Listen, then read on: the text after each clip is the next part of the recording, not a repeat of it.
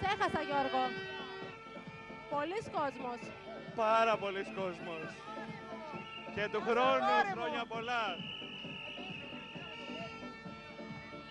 Χρόνια πολλά, παιδιά.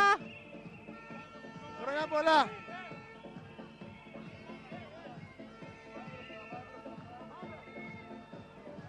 Λοιπόν, και περνάμε στην επόμενη ομάδα που είναι η Alter Ego.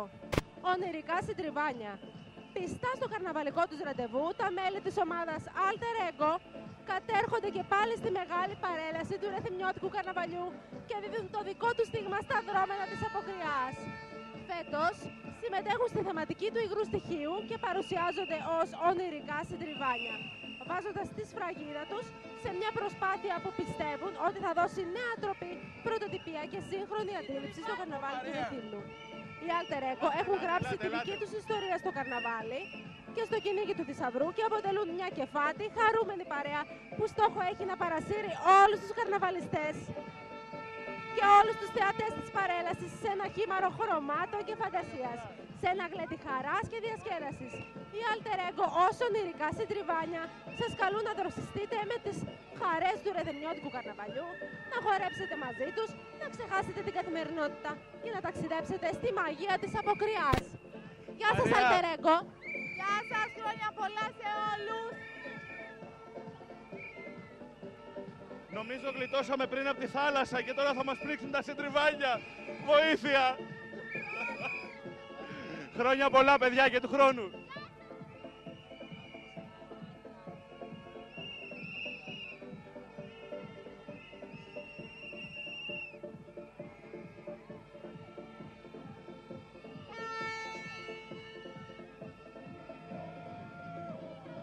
Και του χρόνου, παιδιά! Μαρία, να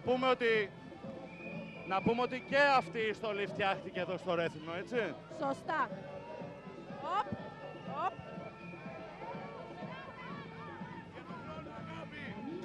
We love you!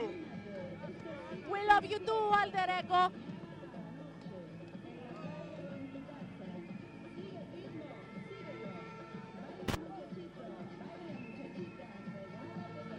Σας αγαπάω.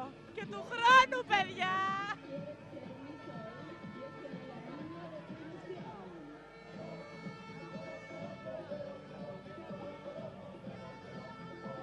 Όπως βλέπεις, Μαρία, εδώ πέρα γινόμαστε όλοι ένα, έτσι.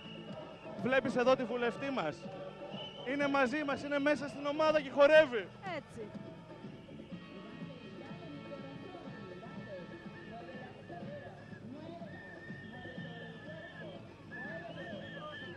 Και του χρόνου, παιδιά.